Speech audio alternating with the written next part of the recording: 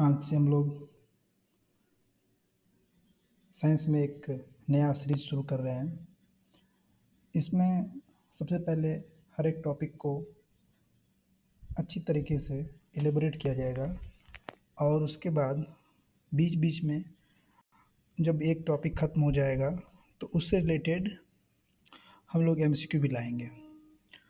तो आज हम लोग साइंस का पहला टॉपिक जो फिजिक्स से रिलेटेड है, गति यानी कि मोशन और गति के नियम, इसके law, motion and it's law पे डिस्कशन करेंगे और माइन्यूट टू माइन्यूट चीज़ों को देखेंगे। ये एकदम एग्जाम ओरिएंटेड वीडियो है, तो इसको आप लोग अच्छे से देखिएगा और फिर कमेंट में बताइएगा। आइए शुरू करते हैं।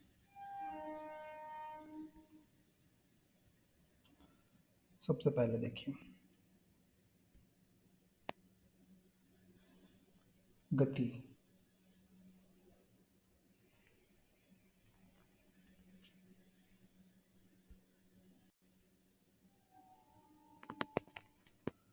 गति किसे कहते हैं, सवाल ये उठता है।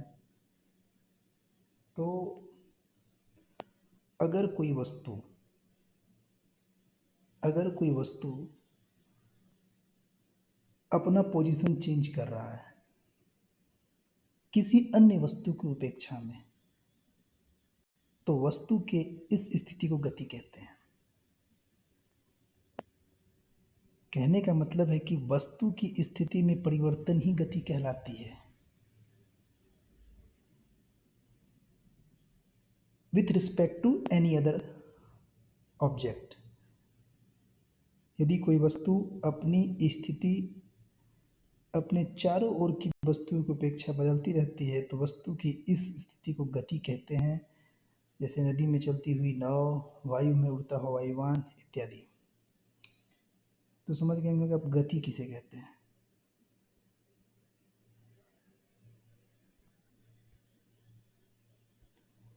अब है दूरी, फिर है विस्थापन, फिर है चाल। तो बारी बारी समझते हैं।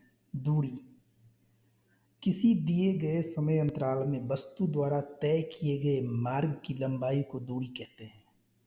यानी कि मतलब अगर कोई ऑब्जेक्ट इस पॉइंट ए से चलना शुरू किया और बी तक पहुंचा और बी से चल के फिर एक पॉइंट सी तक पहुंचा, तो यहाँ से लेके यहाँ तक जाने में मान लो कि ये 10 किलोमीटर है और ये भी 10 है, तो टोटल डिस्टेंस जो इसका होता है क्या, वो 10 + 10 20 किलोमीटर। तो ये हो गया डिस्टेंस। मतलब किसी दिए गए निश्चित समय अंतराल में वस्तु द्वारा तय किए गए मार्ग की लंबाई को दूरी कहते हैं। यह एक अदिश राशि है और यह हमेशा धनात्मक होती है। अब सवाल उठता है कि अदिश कहाँ से आ गया। धनात्मक तो समझे कि हमेशा पॉजिटिव में रहती है, नेगेटिव में नहीं आ सकती है। तो आइए थोड़ा सा इस पर एक नज़र डालते हैं कि अदिश क्या होता है और सदिश क्या होता है। जगह बचा हुआ है तो देख लेते हैं। चलो यहीं पे समझाते हैं। अदिश राशि,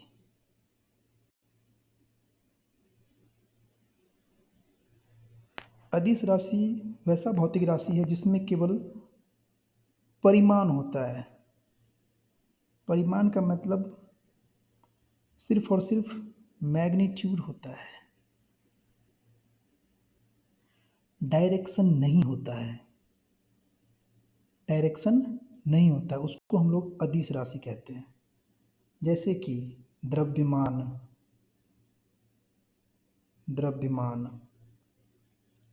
जैसे कि द्रव्यमान, चाल,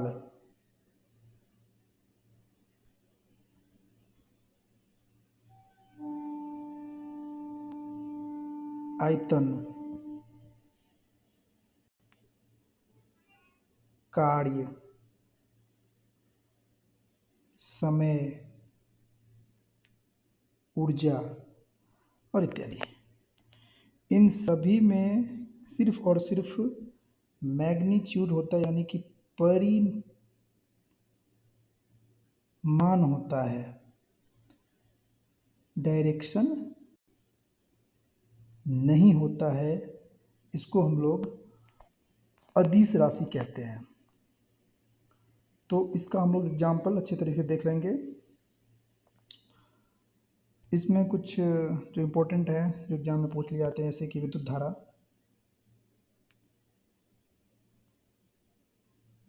धारा, फिर तापमान, टेम्परेचर, और दाब, प्रेशर, ये तीनों भी अदिश राशियाँ हैं। अगला हमारा आता है सदिश राशि। सदिश राशि ये एक ऐसा भौतिक राशि है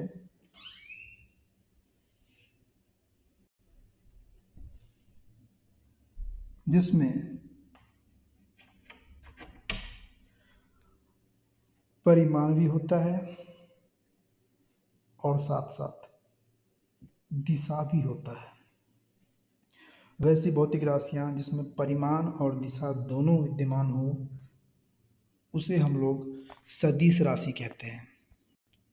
इसके उदाहरण की अगर हम बात करें तो इसमें हमारा जो पहला आता है वेग, दूसरा विस्थापन, और अगला जो होता है जैसे कि बल, त्वरण। इन सभी में डिस्टेंस भी, मैग्नीट्यूड भी होते हैं और मैग्नीट्यूड के साथ साथ दिशा भी रहती है। तो ये सारी सदिश राशियाँ कहलाती हैं, जिसको अंग्रेजी में हम लोग वेक्टर क्वांटिटी कहते हैं, और अदिश राशि को अंग्रेजी में स्केलर क्वांटिटी कहते हैं। तो यही हम समझा रहे थे कि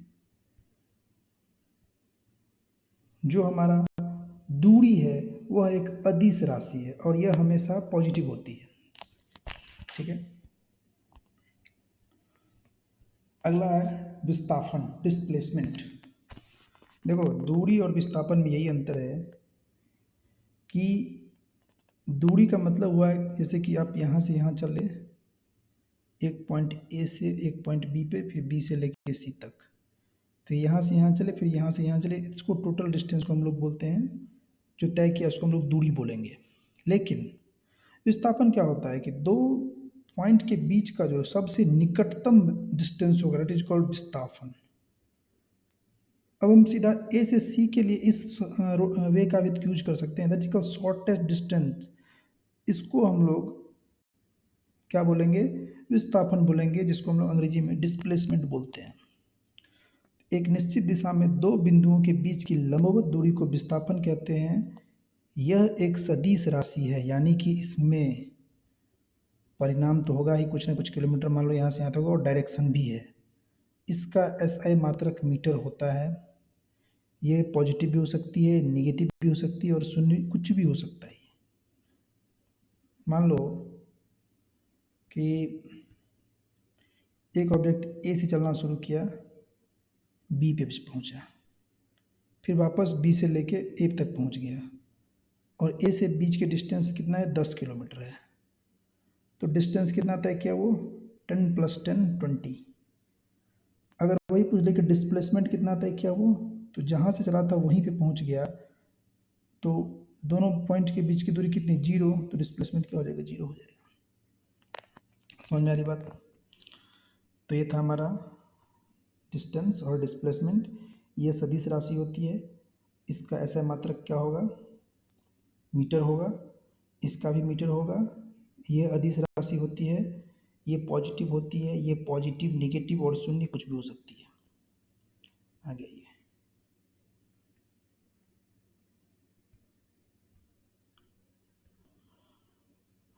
चाल, किसी वस्तु के दूरी की दर को चाल कहते हैं, यानी कि कितना किलोमीटर जितने समय में तय किया उसी को हम लोग स्पीड कहते हैं। डिस्टेंस ट्रेवल्ड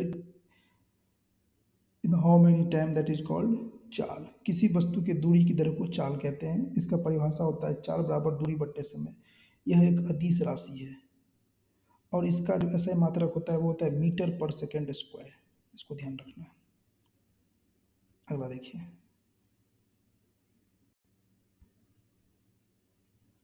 फिर हमारा है वेलोसिटी। तो स्पीड था हमारा distance by time taken. Okay, velocity क्या होता है? वेलोसिटी यानी कि वेग। वेलोसिटी बराबर होता है विस्थापन, विस्थापन बाय टाइम टेकन। किसी वस्तु के विस्थापन की दर को या एक निश्चित दिशा में प्रति सेकंड वस्तु द्वारा तय की गई विस्थापन को ही वेग कहते हैं। यह एक सदिश राशि है। इसका SI मात्रक भी मीटर पर सेकंड स्क्वायर होता है।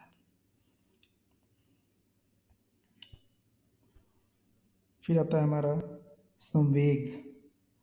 किसी वस्तु के द्रव्यमान और वेग के गुणनफल को उस वस्तु का संवेग कहते हैं। तो संवेग बराबर क्या होता है? इसको हम लोग P से डिनोट करते हैं। तो P बराबर हो जाएगा मास इंटू वेलोसिटी, यानी कि P बराबर mv। संवेग बराबर वेग गुना द्रव्यमान। इसका SI मात्रक किलोमीटर पर सेकेंड होता है। क्या होता है? किलोमीटर पर सेकेंड।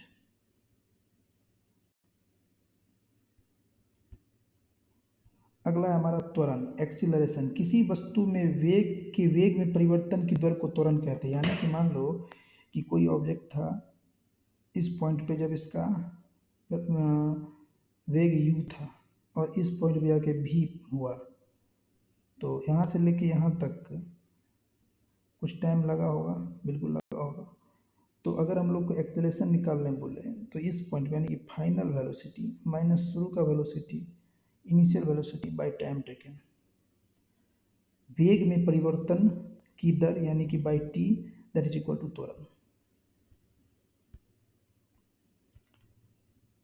यानी कि एक्सेलरेशन का फॉर्मूला क्या हो जाएगा आपका? Final velocity minus initial velocity बटा टाइम टेकन, यानी कि v minus you by T. ठीक है, इसका ऐसा मात्रक क्या हो जाएगा? मीटर पर सेकेंड स्क्वायर। यह कैसा राशि है? यह एक सदिश राशि है, यानी कि वेक्टर क्वांटिटी है। उसी का अपोजिट, यदि समय के साथ वस्तु का वेग घटता है तो एक्सेलरेशन नेगेटिव होगा, जिसे हम लोग मंदन कहते हैं, यानी कि रिटार्डेशन कहते हैं। आगे आइए, अब सिंपली कुछ गति के प्रकार दिए गए हैं, इसको बस ओवरव्यू करके देख लेना है। रैखिक गति, जब कोई वस्तु किसी सरल रेखा या वक्र रेखा पर गति करती है तो इस प्रकार की गति को हम लोग रैखिक गति कहते हैं। वृत्तीय गति, जब कोई वस्तु किसी वृत्ताकार पथ पर गतिमान हो तो इस प्रकार की गति को हम लोग वृत्तीय गति कहते हैं। अगला देखिए, दोलन गति, यदि कोई वस्तु किसी निश्चित बिंदु के आगे पीछे या ऊपर नीचे गति करती है, यानी कि पेंडुलम है, ये यहाँ से यहाँ गया, फिर यहाँ से यहाँ गया, मतलब एक पॉइंट के इस पॉइंट के इधर और इधर फिक्स डिस्टेंस पे ऊपर नीचे करती गति करती है, तो इसे हम लोग दोलन गति कहते हैं। ठीक है, आवर्त गति, वैसी गति जिसमें कोई कण किसी निश्चित समय अंतराल के बाद दोहराए, तो इस प्रकार की गति को हम लोग आवर्त गति कहते हैं। अगला है अनियमित गति, यदि कोई वस्तु अपनी गति की दिशा अनियमित रूप से परिवर्तित करती है तो इस प्रकार की गति को हम लोग अनियमित गति कहते हैं। घूर्णन गति, वैसी गति जिसमें कोई कण किसी वस्तु के चारों ओर बिना स्थान परिवर्तन के घूमता है, तो उसे उस प्रकार की गति को हम लोग घूर्णन गति कहते हैं। अब इसमें कुछ इंपॉर्टेंट पॉइंट देखते हैं गति के बारे में।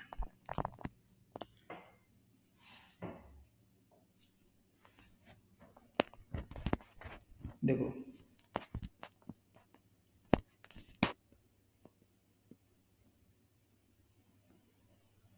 इसमें हम लोग बात करने वाले हैं अब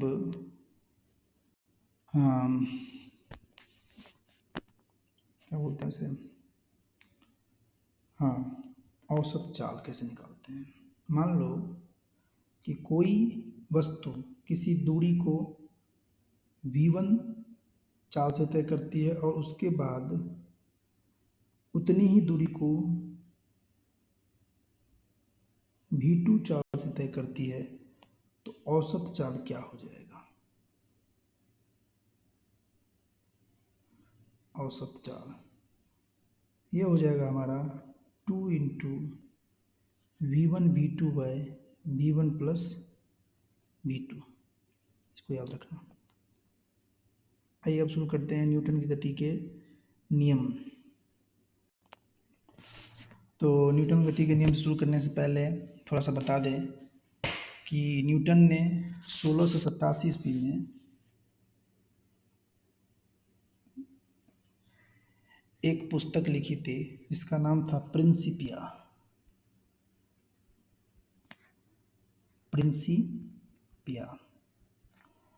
और इसी पुस्तक में सबसे पहले उन्होंने गति के नियम के बारे में जिक्र किया था, इसी पुस्तक में सबसे पहले।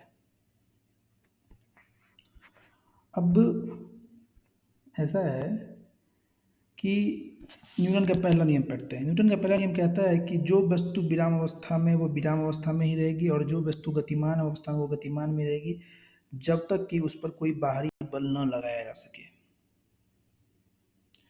कहने का मतलब ये है कि अगर कोई वस्तु गति में है तो वो गति में ही रहेगी और रुकी है तो रुकी हुई रहेगी तब तक जब तक कि उसमें कोई एक्स्ट्रा फोर्स न लगाया जाए। यही न्यूटन की गति का नियम कहता है। न्यूटन के पहले नियम को हम लोग गैलीलियो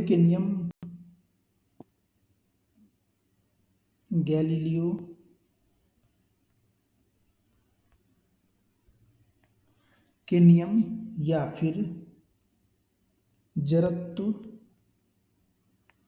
का नियम भी कहते हैं। ठीक है, जड़त्व का नियम भी कहते हैं या फिर इसको गैलीलियो का नियम भी कहते हैं।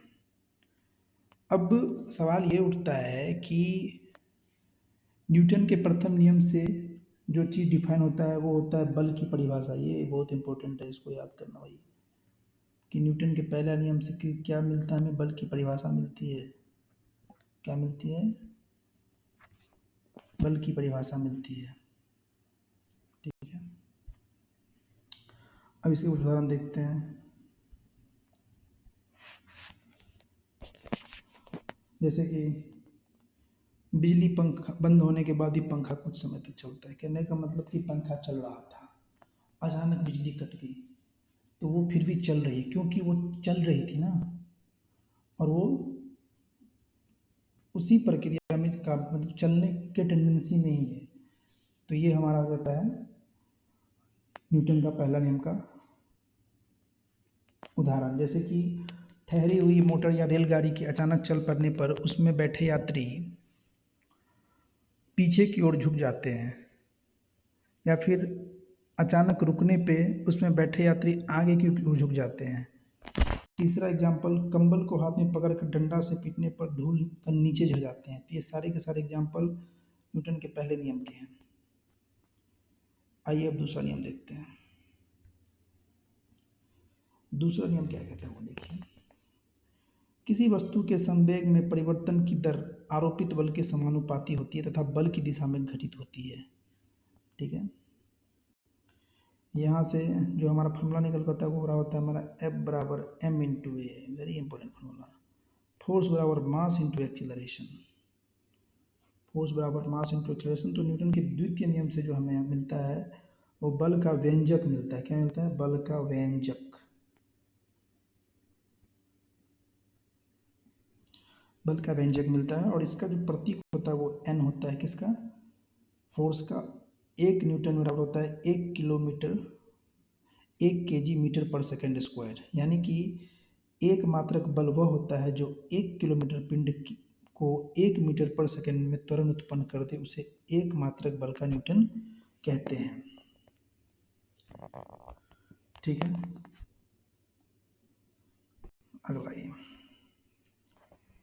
अगला है न्यूटन का तीसरा नियम। ये क्या कहता है? प्रत्येक क्रिया की सदैव समान और विपरीत दिशा में प्रतिक्रिया होती है। ठीक है, यानी कि एक नाव में व्यक्ति बैठा पानी पर क्रिया बल लगाता है और पानी नाव पर प्रतिक्रिया बल लगाता है।